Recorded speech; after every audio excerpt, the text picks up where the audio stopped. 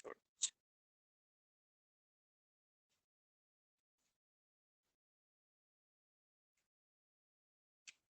इसको उठाइए फिर से।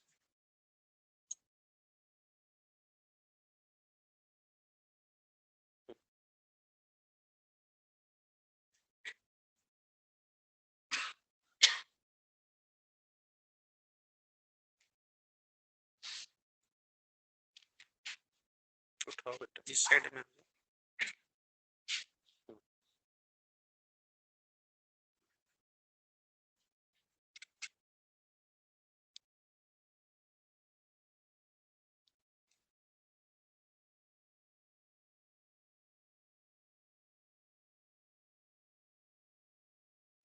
उस सबको ना हटा दीजिएगा, नहीं तो इस रिकॉर्डिंग में जा रहा है, देखते हैं ना।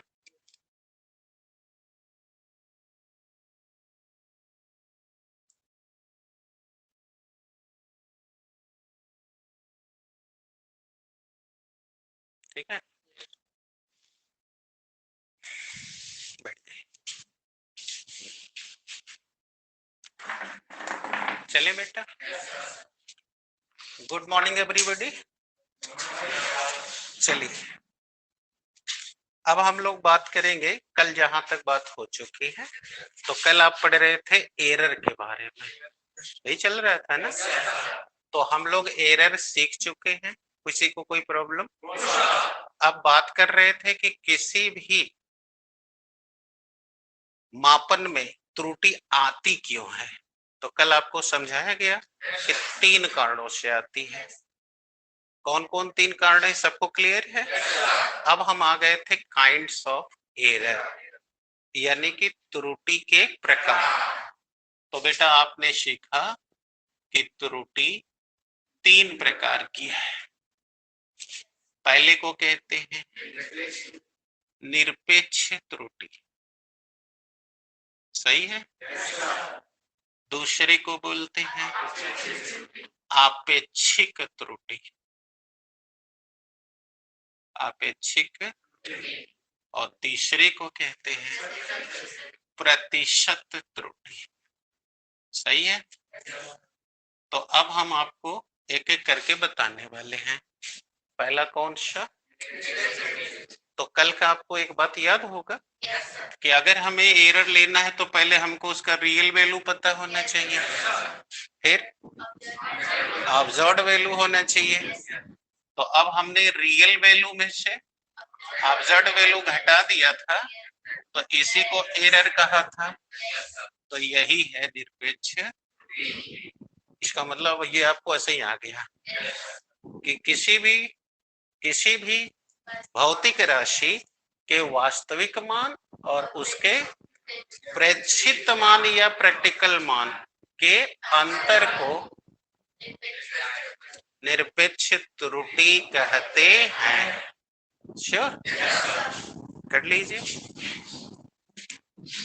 किसी भी भौतिक राशि,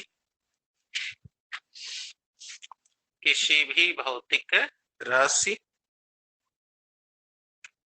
श्योर है ना, किसी भी भौतिक राशि के ओके रियल मान यानी कि वास्तविक मान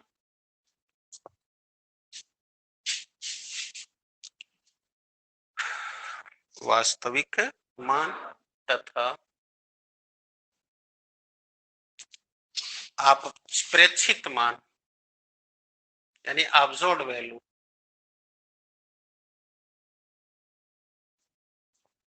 के प्रेक्षित मान के अंतर को ओके क्या कहेंगे, निरपेक्ष त्रुटि कहते हैं। श्योर, अर्थात डेल एक्स बराबर एक्स डिफरेंस एक्स। श्योर बेटा, क्या कौन क्या सब पता है ना। अब चूंकि कल बताया तो आज ज्यादा मेहनत नहीं कर रहे हैं, सबको क्लियर है। Where x is equal to real value, x dash is equal to observed value. और ये तो आप समझी है। बोलिए बेटा दिक्कत। अब आइए दूसरा लेते हैं, आपेक्षिक त्रुटि। आपेक्षिक, अब देखिए ये कौन है, बोले हाई निरपेक्ष त्रुटि है। तो ये निरपेक्ष त्रुटि बताओ इसके सापेक्ष न निकला था, यानी रियल वैल्यू के। तो निरपेक्ष त्रुटि और उसके रियल वैल्यू के अनुपात को, आगे समझ में, यानी कि अब डेल एक्स बटे एक्स को क्या बोलोगे आप, आपेक्षिक त्रुटि। समझ आया बेटा? अब परिभाषा देना हो तो क्या कहें, निरपेक्ष त्रुटि और वास्तविक मान बटा को बेटा अनुपात पढ़ते हैं। क्या पढ़ते हैं? अनुपात। अमन आप अपनी चेयर और आगे बढ़ा लीजिए, तो पीछे थोड़ा स्पेस हो जाए, वो भी लड़का बढ़ा लो। नहीं तुम लोग बैठे रहो, इन लोग। हाँ श्योर हो गया बेटा? कोई डाउट?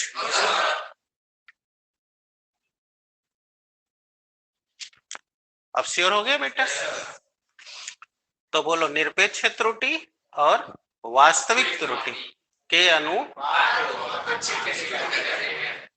अब कोई डाउट? लिख लीजिए, निरपेक्ष त्रुटि एवं निरपेक्ष त्रुटि एवं, बोलिए, एवं वास्तविक मान के अनुपात को आपेक्षिक त्रुटि कहते हैं।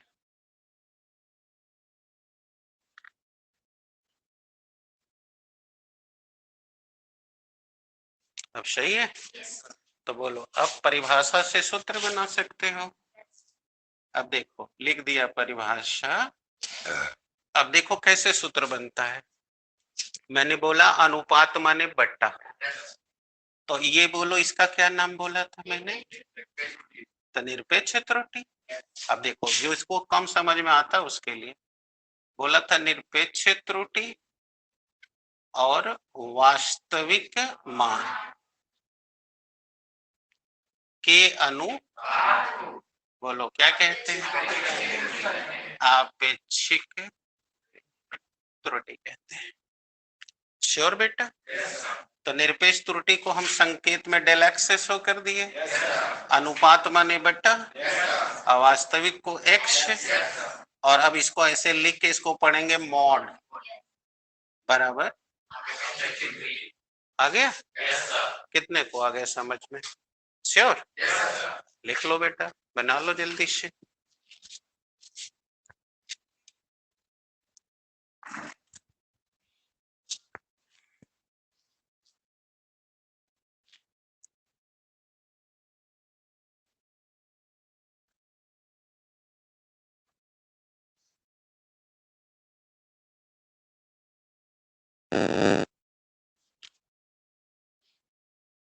ओके बेटा, थोड़ा सा खड़े हो जाइए, इसको एडजस्ट कर दिया जाए, सही नहीं लग पाया।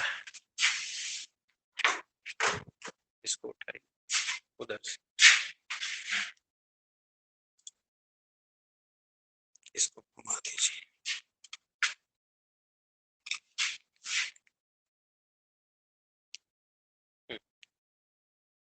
छोड़ और उठाइए,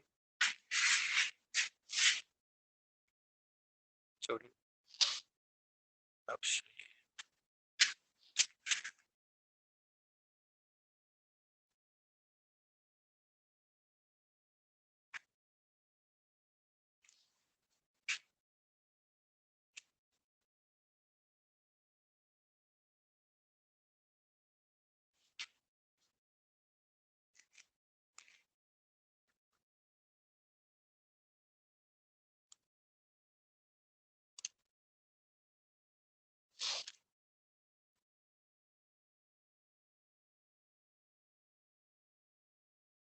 आप लोग को नहीं ना अड़ रहा है?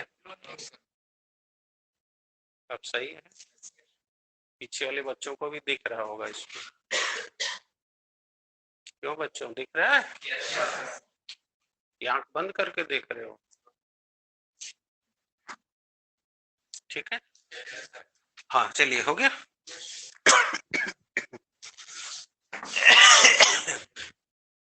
अब जान गए बेटा निरपेक्ष त्रुटि? बोलो कैसे, अरे सॉरी, आपेक्षिक त्रुटि यानी रिलेटिव एरर कैसे पढ़ोगे? Del x upon x mod. आ गया? क्या बोला जाएगा? बोलो परेशानी। अब डेल एक्स कैसे निकलता है? ऊपर देखो ऐसे निकलता है। अब ले लो प्रतिशत त्रुटि।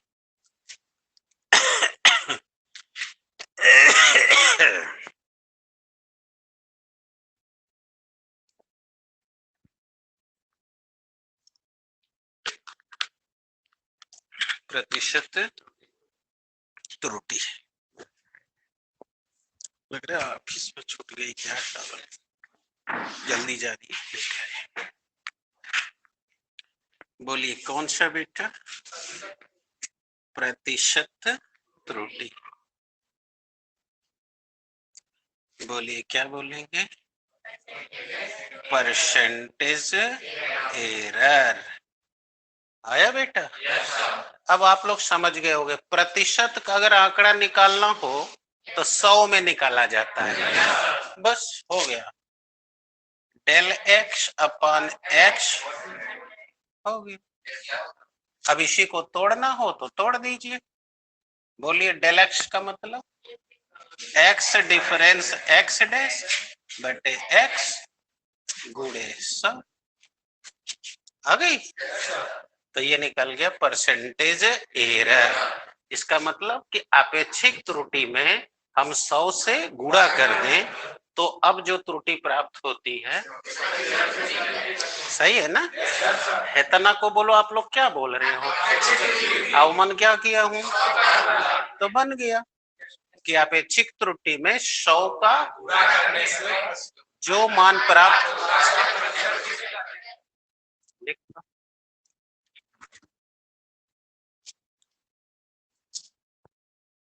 बोले अपेक्षिक त्रुटि में 100 से गुणा करने पर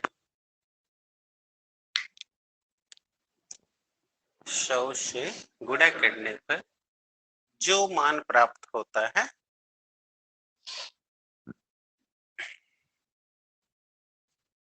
जो मान प्राप्त होता है, बोलो क्या कहते हैं? प्रतिशत त्रुटि कहते हैं, यानी that is called percentage error.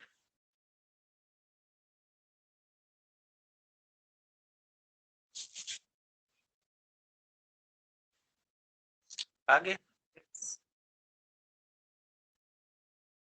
Percentage error.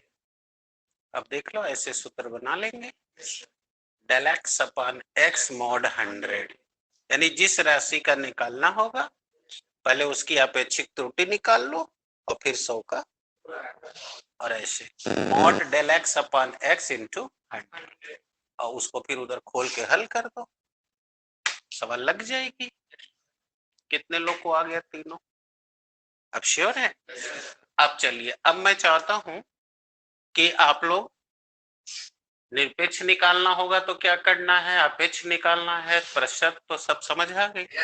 अब हम चाहते हैं कि आप लकीर के फकीर न होके भिन्न भिन्न राशियों की त्रुटि निकालने का सूत्र स्वयं बनाना सीख लें।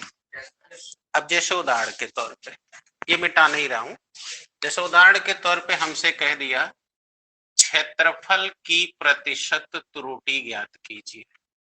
प्रतिशत, तो तब न निकालेंगे जब सूत्र हमको आएगा। फिर वही काम तुम्हारा चल रहा है, आदत पड़ रही है तुमको बेटा, उसको सही करो। बोलो क्षेत्रफल को हम एरिया यानी ए कहते हैं। तो अब इसका परसेंटेज एरर निकालना है तो पहले आपको उसका रिलेटिव एरर लेना होगा। तो जो राशि को लो उसके पहले डेल करके फिर उसको लिख दो, यानी अब इसका बनाना हो परसेंटेज एरर तो कैसे बने? ए मॉड 100, ये फार्मूला हो गया। आ गया? तो अब मैं बोलूं तो आप बता देंगे? जैसे बताइए, आयतन को हम वॉल्यूम यानी V से शो करेंगे। तो अगर हमें इसका परसेंटेज एरर का फार्मूला बनाना है तो अब हाथ उठाइए, क्या बनना चाहिए? हाँ बताओ बेटा। डेल्टा भी मॉड 100। यस, मॉड 100 कह दो। अब श्योर हो गया? सबको आ गया? अब एक ठे बताओ, हमको नहीं आ रहा है, हमारी मदद करो भाई। जिसको नहीं आता बताया जाता है। लंबाई का परसेंटेज एरर निकालना है, तो अब बताओ क्या बनेगा फार्मूला? नैन्सी, बताओ बताओ, तुमको आ रहा है तो डर रही है। हमने क्या कहा था? उसके पहले डेल लिख दो, तो इसके पहले डेल लिखो, फिर एल लिख दो, फिर मॉड 100। कहाँ दिक्कत है? अब नैन्सी इसलिए नहीं बता रही है कि ये करे फ्रेंडों को ना आ जाए, ये बात है ना? अच्छा तो ईमानदारी दिखाओ। अब क्लियर हो गई? अब श्योर है? लग रहा है रोशनी बताएगी। चलो भाई बताओ, अगर हमको घनत्व का परसेंटेज एरर बनाना है, बताओ बेटा। वो मतलब नहीं, डेल। हाँ, del d upon d mod 100। हाँ? कोई बात नहीं, अब आ गया। चलो ठीक है। अब रोशनी का परसेंटेज एरर निकालना है। अगर रोशनी को हम आर से शो कर दें, तब बोलो क्या फॉर्मूला होगा? हाँ, तो देखो तो भाई, ये तो गजब हो गया है। बैठ जाओ। अब हो गया डेल आर बटे आर मॉड 100। अब सही है? अमन का निकालना है। ई, जल्दी बताओ अमन। हाँ, इधर ला ही ले रहे हो। सही है ना? अब संवेग का निकालना है, संवेग पी। जल्दी बताओ। हाँ Rohit. Del p by p. इसका मतलब आप लोग को आ गया कि भला जाएगा। अब सही है? तो अब एक आध सवाल हो जाए, चलिए कुछ मीठा हो जाए। लिखिए, अब एक मिटाने जा रहे हैं। हाँ, ताकि नक्कल न मार सके। लिखिए, एक मेज की लंबाई, एक मेज की 4.0 मीटर है। हाँ जी, 4.0। प्रेक्षक द्वारा प्रेक्षित करने पर,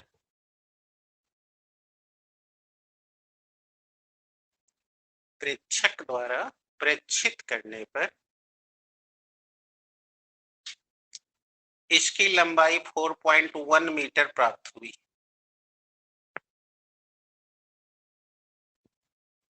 4.1 मीटर प्राप्त हुई। सही है? तो ज्ञात कीजिए, ज्ञात पहला निरपेक्ष त्रुटि,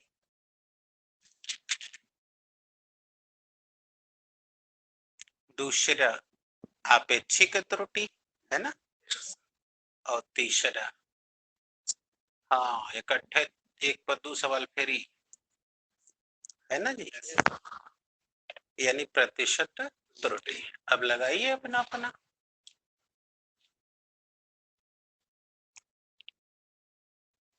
बस 2 मिनट मिलेगा, नहीं आने पर बताया जाएगा।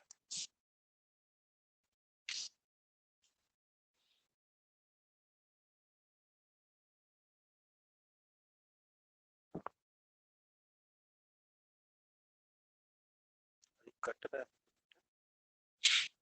यस सर, कट चुका है। तार लगा है ना अभी तो? लगा है ना अभी तो? उस पर टेप लगा।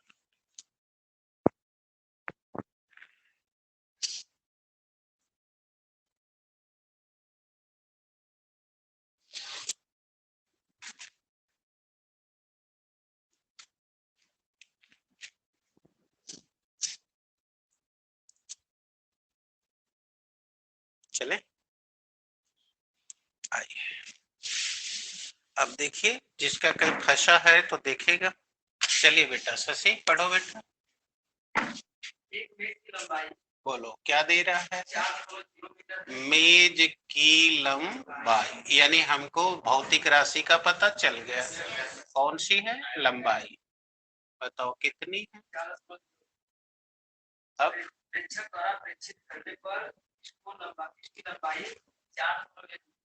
तो बोलो, जब प्रेक्षक प्रेक्षित करेगा तो वो उसका प्रेक्षित मान आएगा ना, तो वो हो गया 4 दशमलव। तो अब हमसे 3 सवाल पूछ रहा है। पहला पूछ रहा है निरपेक्ष त्रुटि बताइए, दूसरा है आपेक्षिक त्रुटि बताइए,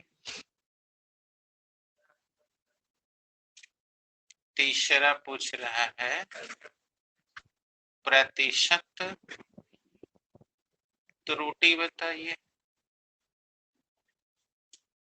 अब सही है, तो आपको पहले सवाल पढ़ के जानना होगा ना कि इसमें रियल वैल्यू कौन है, ऑब्जर्व्ड वैल्यू कौन है।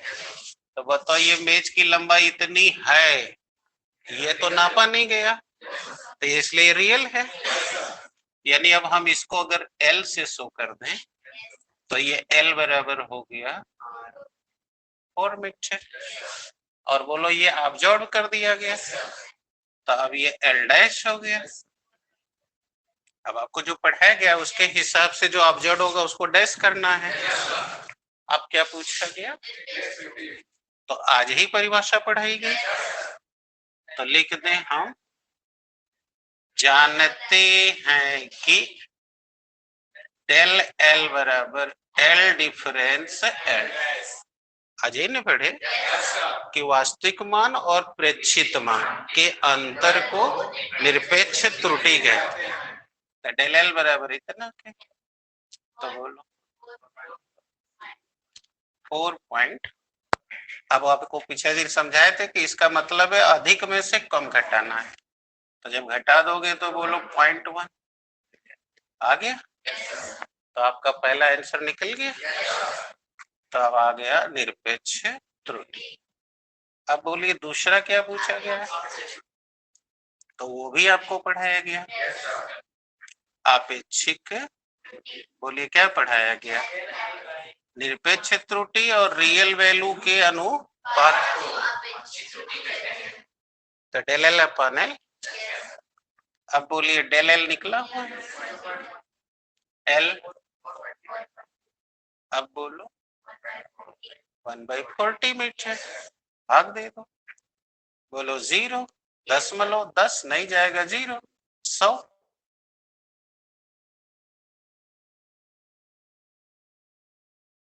0.025 मीटर।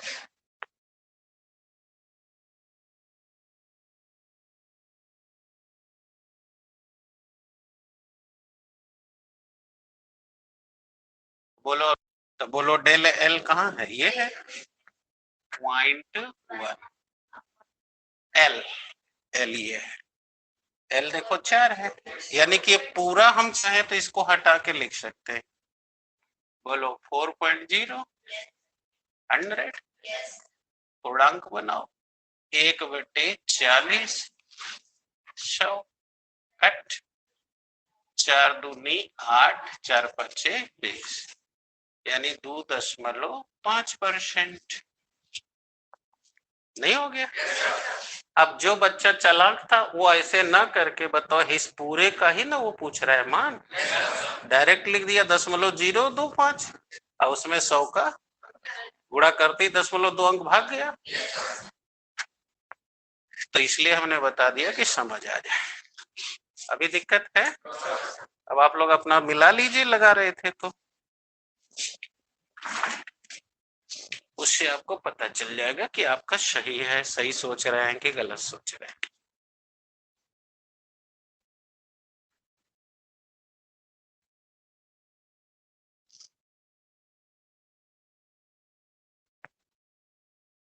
अब ठीक बात है।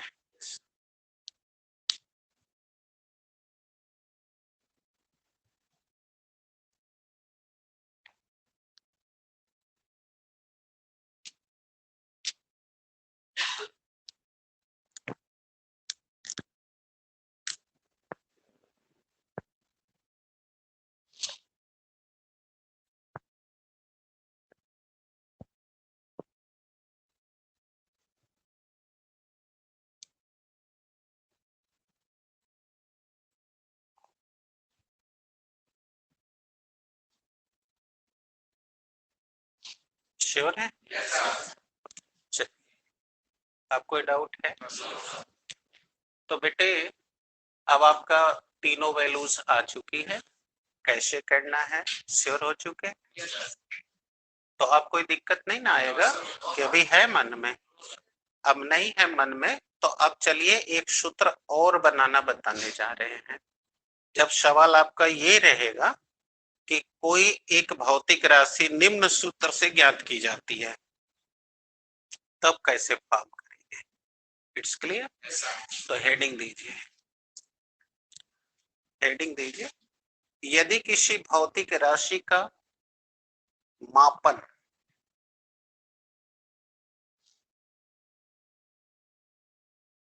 यदि किसी भौतिक राशि का मापन किसी सूत्र द्वारा किया गया है,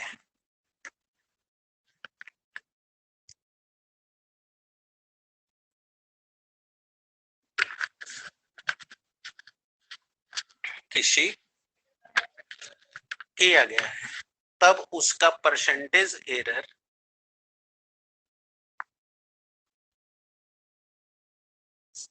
तब उसका प्रतिशत त्रुटि यानी परसेंटेज एरर निम्न प्रकार से निकालते हैं।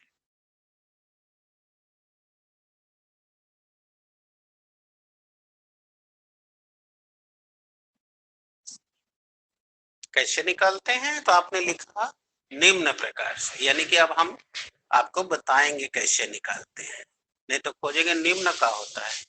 कोई ऐसा भी बहादुर है जो निम्न का मतलब ना समझे? निम्न का मतलब नीचे जो दिया जा रहा है ना जी? नहीं तो कुछ लोग बहादुर होते हैं, उनको निम्न उच्च ये नहीं पता रहता है, तो ऐसा मत करिएगा आप तो बहुत ही बहादुर हैं। चले बेटा, अब सपोज करिए कि हमको निम्न में कह दिया कि एक आयत का क्षेत्रफल निम्न सूत्र से निकाला जा रहा है।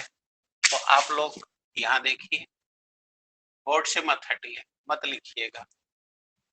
आयत का क्षेत्रफल बराबर क्या होता है बोलिए?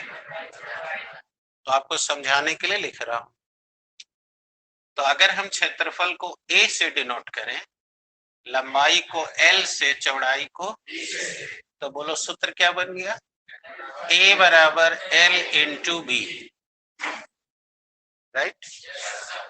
अब बताओ उसको अगर त्रुटि हुई होगी तो जब जो चीज ना पाएगा वही में ना गलती होगी, और जो चीज नापाइवे नहीं करेगा यानी जिसे तौला ही नहीं जाएगा, जिसे मापा ही नहीं जाएगा, क्या उसमें त्रुटि होगी?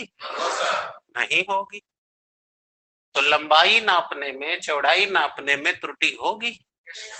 तो इसलिए अब इसका सूत्र कैसे बनाएंगे? अभी बताए थे ना आपको, तो del A upon A mod 100। अब इसको बोलिए डेल यल अपॉन यल मॉड 100 प्लस, अब यहाँ गुणा नहीं करेंगे, प्लस। अब बोलिए, अब आ गया समझ में? अब इसे बोलेंगे लंबाई की प्रतिशत त्रुटि और इसे पढ़ेंगे। तो जब भी आपसे कभी कहेगा कि इसकी प्रतिशत त्रुटि 1%, 10%, 5% है, तो जिसको वो कह रहा है कि इसकी प्रतिशत त्रुटि, इसका मतलब उसका संकेत का डेल बटे उसका रियल वैल्यू गुणे 100। जैसे हमसे कह दिया कि लंबाई में 2% की त्रुटि हो गई, तो इसका मतलब हमको वो क्या दे रहा है? डेल यल अपॉन एल मॉड 100 का वैल्यू दे रहा है। समझ आ गई?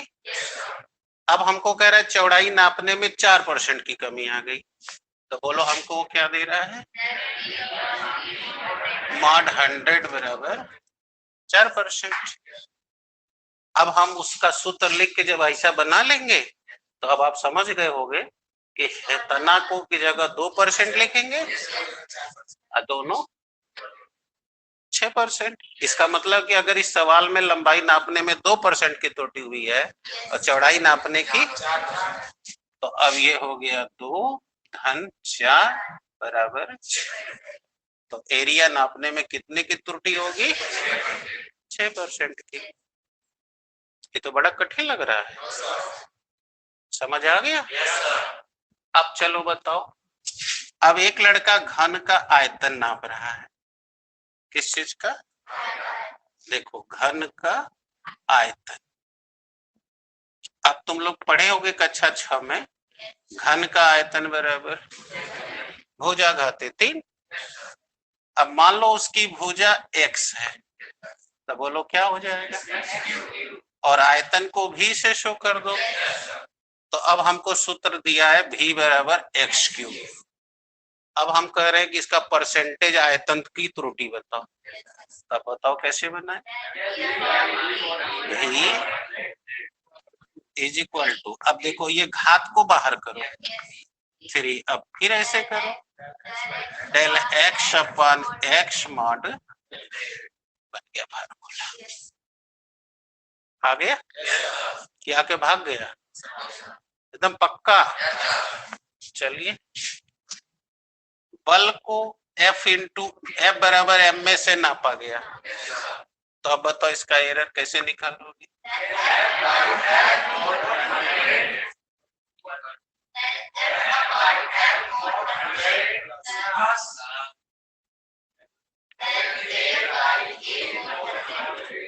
आ गया?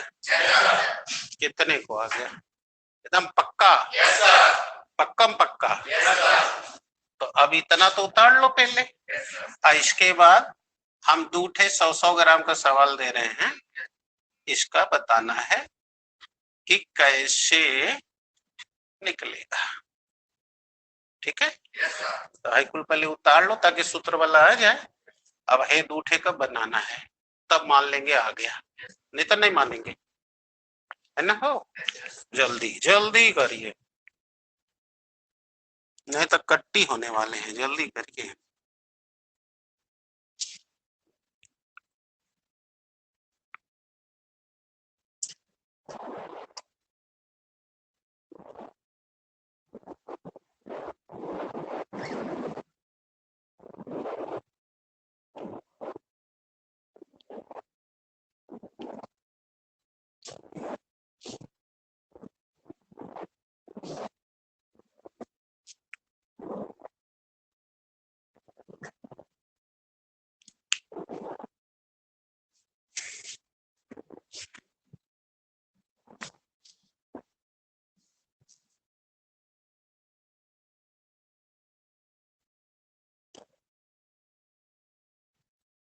जल्दी करिए, 2 मिनट बचा है खाली।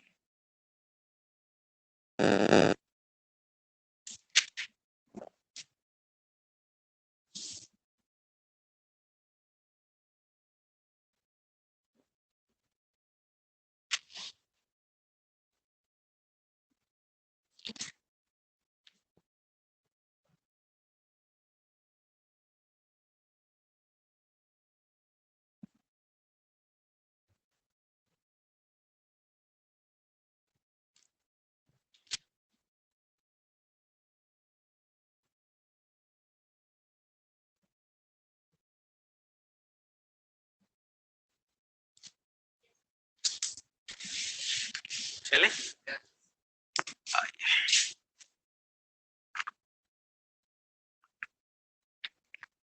बताइए आप लोग कितने लोग इसको बना लिए हैं?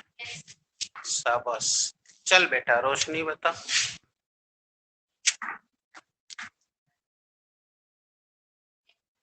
Del p by p mod 100, del m by m mod 100, del v by v. आगे देखिए तो बना ले रही है, वही 10 वाली है ना? है? 10 वाली है कि बदली है? नहीं नहीं, झूठ मत बोलो, ओकरे घर वाला 95 नहीं करेंगे? ओके, बदल रही है, सही बात है। अच्छा चलो भाई, ठीक है, बैठ जाओ। अब इसका भी बता दोगे आप लोग? कौन बताएगा इसका?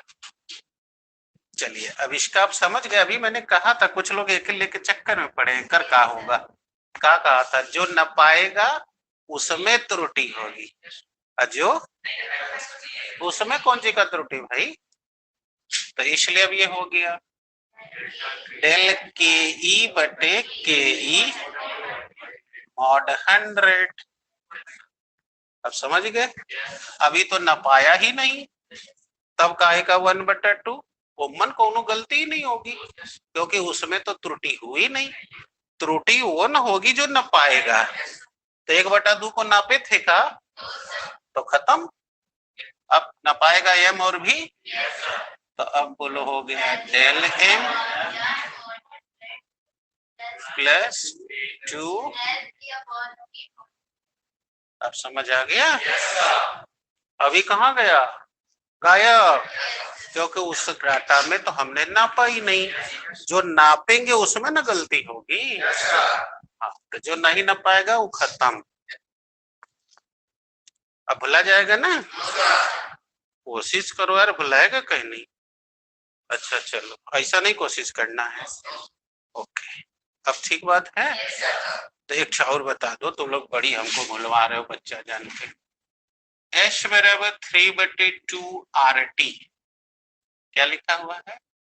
एच बराबर 3/2 RT, जहां R नियतांक है। जहां, अब बोलो कौन सूत्र बताएगा? हाँ बताओ।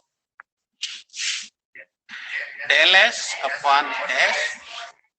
अब ये संख्या है, नहीं ना पाएगा हाई, तो यहू नहीं ना पाएगा। इसका मतलब ये दोनों गायब। अब खाली टी न पा रहा है। अब समझ आ गया क्या? भाई भी कुछ कुछ होता है, नहीं ना? अच्छी बात है। अब श्योर है? तो अब मैं एक छोड़ दे दूं सवाल का बच्चा। टी बराबर 2πL/g, जिसमें g नियतांक है ना? तो बताओ आवर्तकाल का परसेंटेज एरर का फार्मूला क्या होगा जल्दी से? ये 2π है, भाई जानते हैं ना, 22/7 होता है। अरे गलती से निकल गया। जो चलो लाओ, देखते कितने पकड़ते। अब श्योर है? चलिए बताइए, आप ही बताइए। Del t t mod 100। अब ये और ये गायब, क्योंकि ये नियतांक है, ये भी नियतांक। तब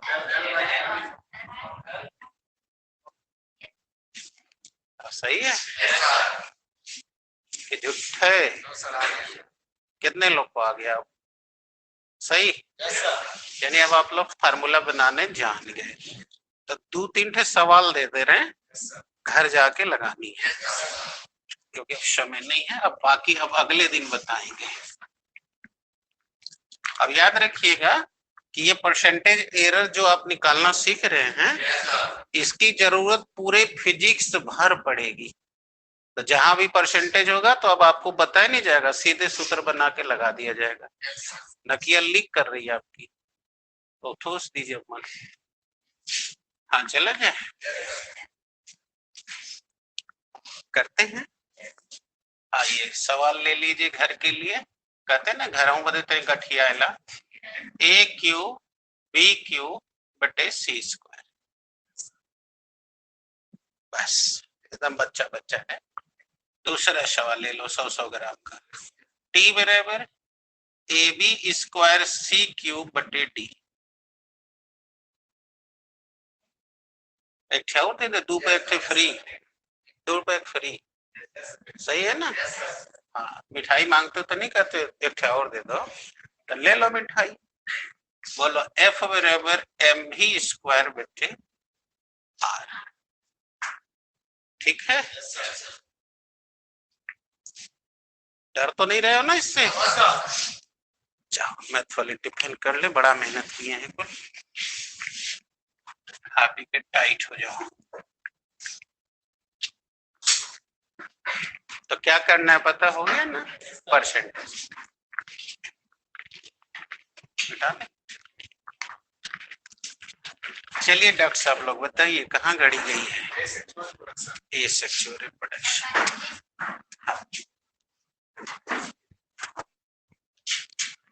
एसेक्सुअल रिप्रोडक्शन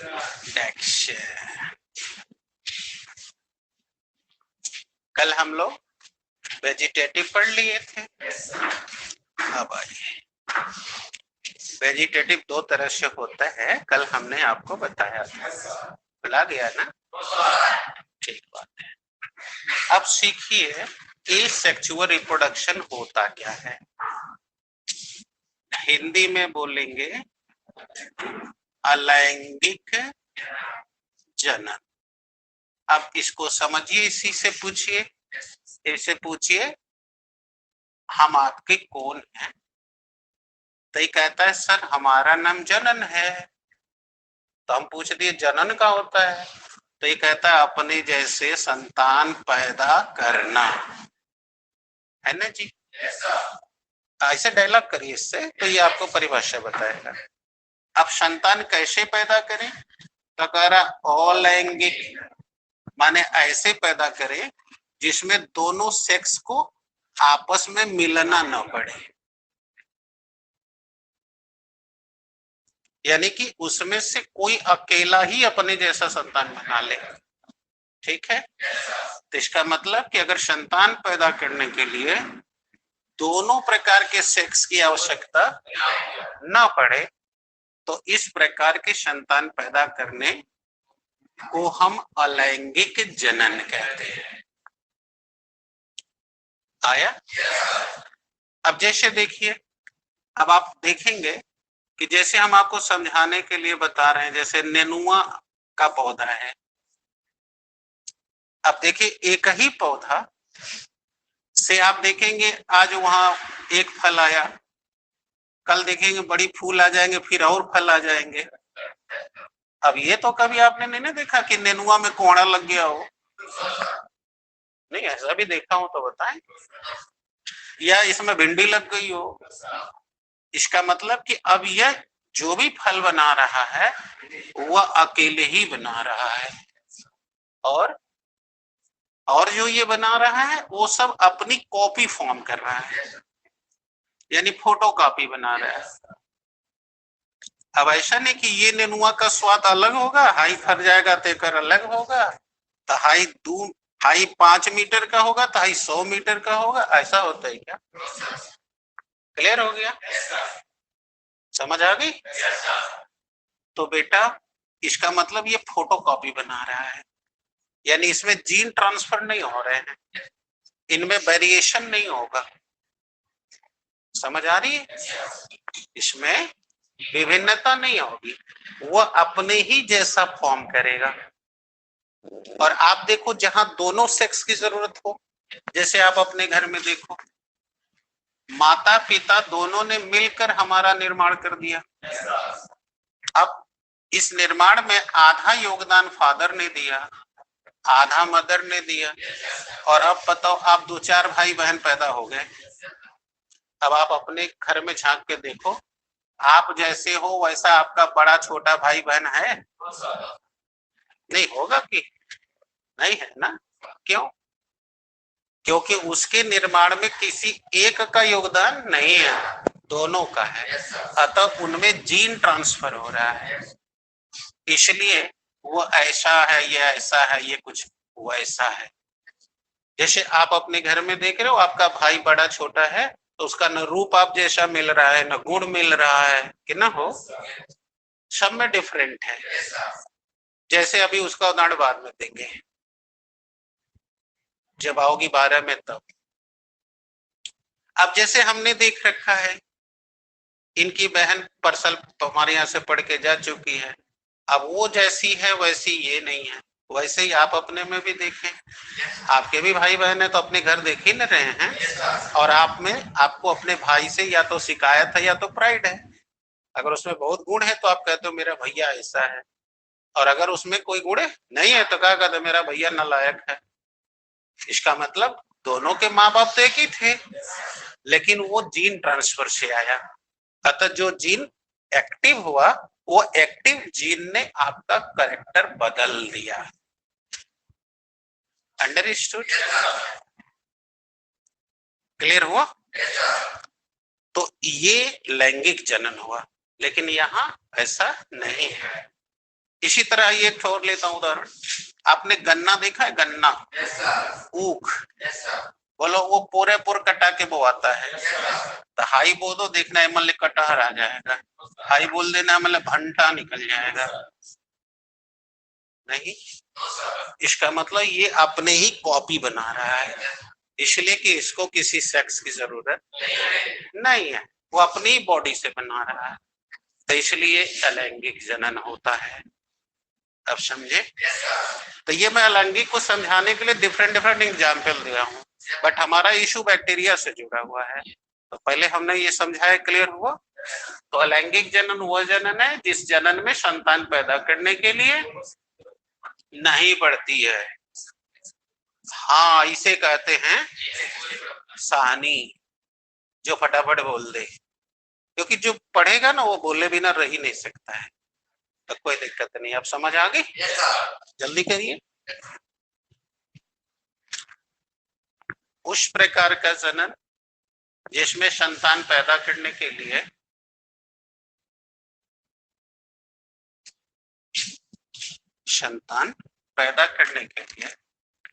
दोनों सेक्स की आवश्यकता नहीं होती। दोनों सेक्स की आवश्यकता नहीं होती। अब ये तो सिंपल परिभाषा हो गई, लेकिन अब कंपटीशन और वाइवा के लिए इसमें से मटेरियल जो भी दिया, दोनों सेक्स की आवश्यकता नहीं होती, वे अकेले ही, है ना बेटा, वे अकेले ही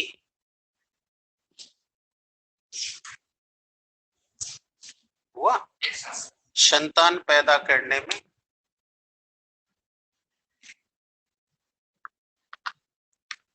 सक्षम होते हैं।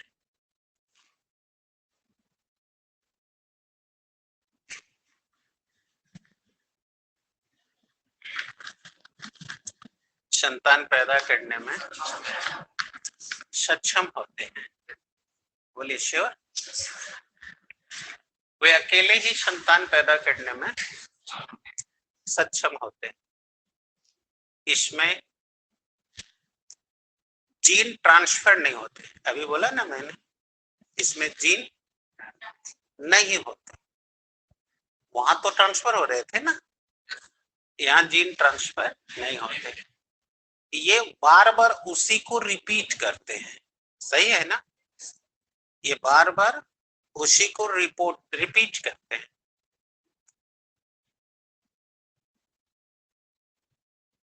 रिपीट करते हैं, समझ गए?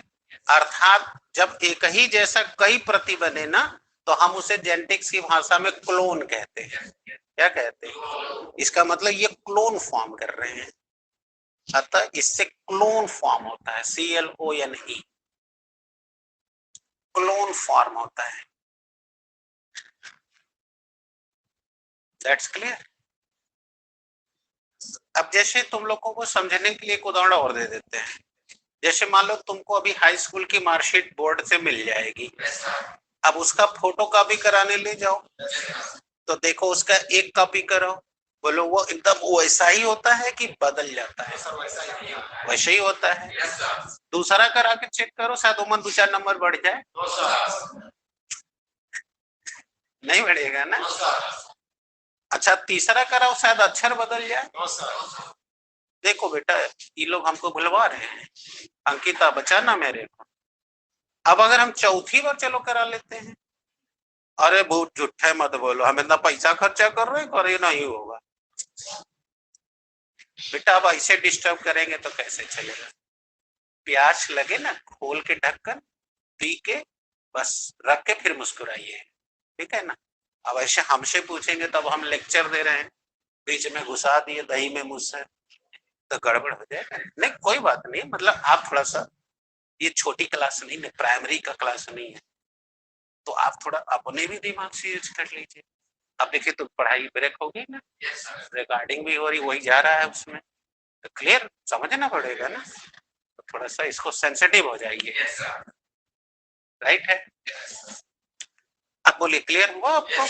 तो क्या हुआ बेटा, हम 4 बार नहीं 40 बार नहीं 4000 बार करवा दें तब वो नहीं बदलेगा, यानी कि वो क्लोन फॉर्म कर रहा है। इसीलिए तो आप उसको कहते हो फोटो कॉपी या कॉपी, यानी प्रति बना रहा है। तो बेटा इसलिए ये हुआ अलैंगिक जनन, यानी जब दोनों सेक्स की जरूरत नहीं है, एलोन है, तो वो कॉपी फॉर्म करेगा, क्योंकि वो जीन ट्रांसफर नहीं कर रहा है, वह बार बार उसी कैरेक्टर को रिपीट कर रहा है। तो it is always repeating the same property.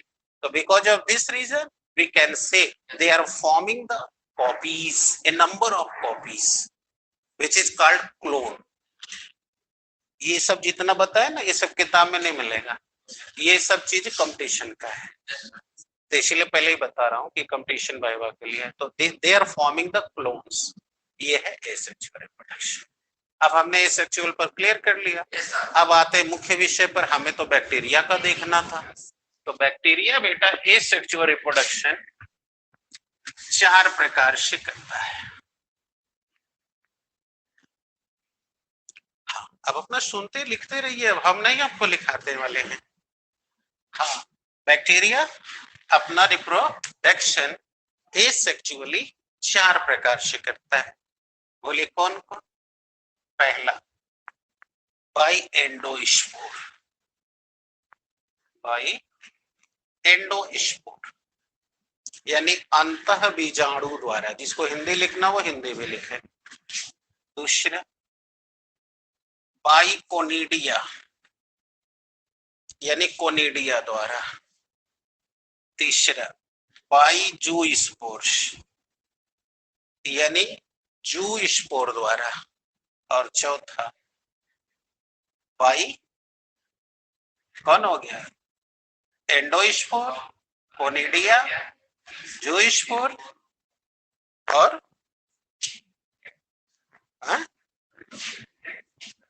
क्या? सिस्ट। हाँ तो यही पढ़ रहे हैं, इसीलिए तो मैं रुक गया कि देखें कितना लोग को आ रहा है। तो हमेशा तैयार होके बैठा करिए। तो बोलिए सिस्ट द्वारा। आगे ऐसी मैं आप लोग को प्रमोट करूंगा, आप खुल जाएंगे धीरे धीरे। अब कोई डाउट है? तो बेटा बैक्टीरिया एसेक्सुअल रिप्रोडक्शन 4 तरह से करती है। एक अंतः बीजाणु द्वारा, कोनिडिया द्वारा, जूस्पोर द्वारा, सिस्ट द्वारा। ओके, अब एक एक करके आइए। पहला एंडोस्पोर द्वारा। अब देखिए एंडोस्पोर से कैसे करेगी। अब आपको पता है कि ये बैक्टीरिया है, यानी ये देखिए बैक्टीरियल सेल है, ये इसका साइटोप्लाज्म है। आप जान ही रहिए इसका सेल मेम्ब्रेन है।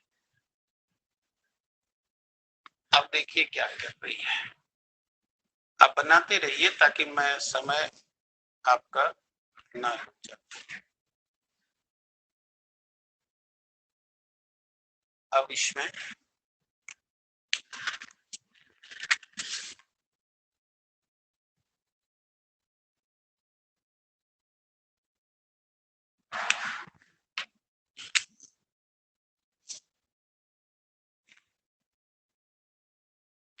अब ये देखिए थिक लेयरिंग कर दिया इसमें, साइटोप्लाज्म भी डेंस कर लिया, यानी डेंस साइटोप्लाज्म, और न्यूक्लियस को भी उसने सिकोड़ लिया। अब ये इस अवस्था में, ये सुप्तावस्था में यानी कि इनएक्टिव कंडीशन में चुपचाप पड़ा रहेगा और कंडीशन के फेवरेबल होने का इंतजार करेगा। हो गया? तो अब इस अवस्था में इसको बोलेंगे एंडोस्पोर। अब चलिए समझाता हूँ। अब मैं देख रहा हूँ, अंकिता को देख रहा हूँ, अब वो मेरे साथ साथ चल रही है। हाँ ये कोई बात नहीं, यही चाहिए, मतलब अब धीरे धीरे बदल लीजिए। आ गया बेटा? अब चलो समझते हैं। अब सुनिए, बैक्टीरिया एंडोस्पोर तब बनाती है जब जहां वो रह रही है वहां के हालात अनफेवरेबल हो जाते हैं। ओके, अब अनफेवरेबल क्या होता है? कल बताए थे कि जब किसी को भोजन, पानी, प्रकाश आदि में प्रॉब्लम आना शुरू हो जाए, इसका मतलब हालात ठीक नहीं चल रहे हैं। तो इसी कंडीशन को क्या बोलते हैं? जैसे अपने ऊपर ले लीजिए, आपके घर अगर भोजन पानी आदि की समस्या रहे तो क्या कहते, भाई थोड़ा परेशानी चल रही है, ये थोड़ा कहते मजे में एकदम, ऐसे नहीं कहते ना। तो बस वही चीज यहाँ है। तो इस प्रकार से बैक्टीरिया अपना जनन तब करती है जब बैक्टीरिया जहां रह रही है, यानी जहां वो लिविंग कर रही है, लिविंग माने रह रही है, अंडरस्टूड? तो जहां वो रह रही है, क्लियर है, अगर वहां की हालात अनफेवरेबल हैं, अर्थात भोजन पानी आदि की प्रॉब्लम है, या फिर प्रकाश बहुत तेज है, धूप लग रही है ना, तब ऐसे में वह अपनी जान बचाने के लिए वह अपने सेल मेम्ब्रेन पर पतली पतली अनेक लेयर बना लेती है, और अब इसकी यह लेयर मोटी हो जाती है और भीतर जीव द्रव्य सूख न जाए इसलिए उसे गाढ़ा कर लेती है और सिकोड़ लेती है, और न्यूक्लियस इस तरह प्रोटेक्ट हो जाता है और चुपचाप जमीन में धंस जाती है ताकि इसे ऊर्जा खर्च न करना पड़े।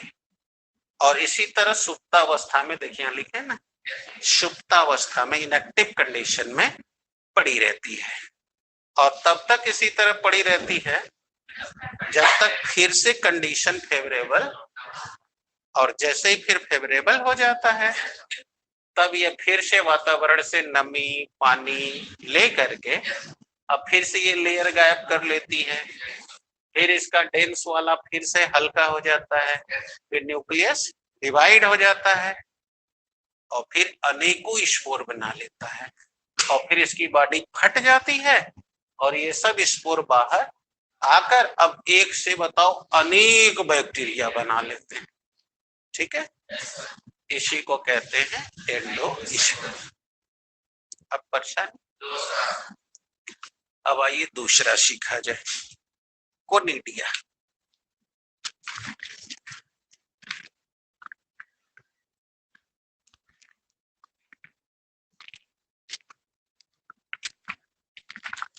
चले देखिए इसमें क्या होता है,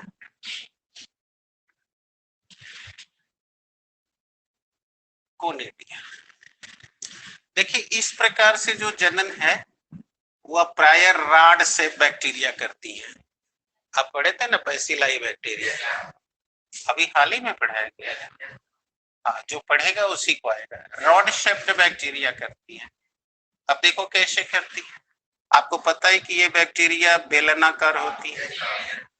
अब ये जहां रह रही हैं, अब वहां अगर उचित तो इनको भोजन पानी मिल रहा है तो अब ये करती क्या है कि अब ये अपने सेल पर कहीं से भी ऐसे मोती की माला की तरह, देखो ऐसे शेप बनाने लगती है।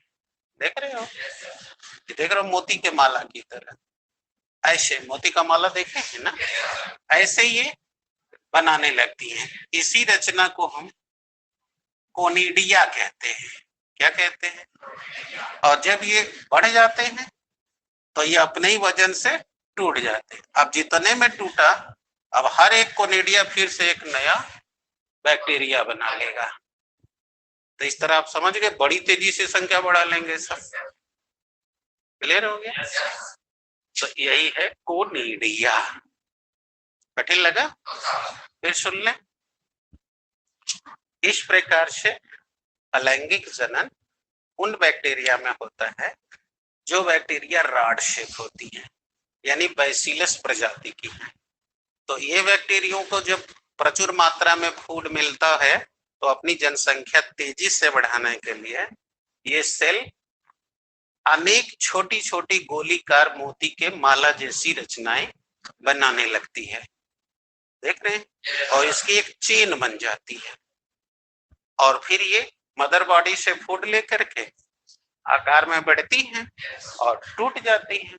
हर टूटा हुआ भाग पुनः एक नया बैक्टीरिया बना आगे।